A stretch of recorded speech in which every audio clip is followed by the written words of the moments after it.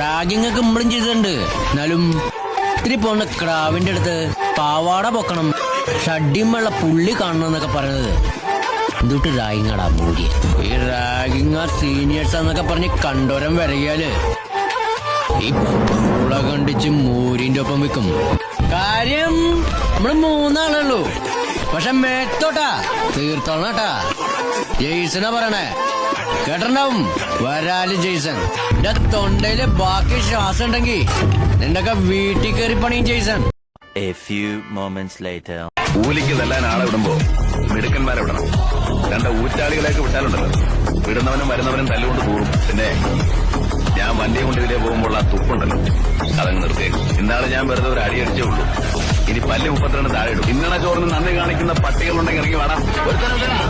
ചന്ദ്രു ഒറ്റയ്ക്കാ ഇറങ്ങി വേണം. പിന്നീന്ന് കുത്തിയവനെ തട്ടിയിട്ടേ ചന്ദ്രു ചാകും. അത് ഓർത്തിട്ട് വന്നാ മതി. മൂക്കിന് താഴെ രോമം കളിച്ചുകൊണ്ട് മാത്രമാണ് ചങ്കൂറ്റം വേണം. ചന്ദ്രന്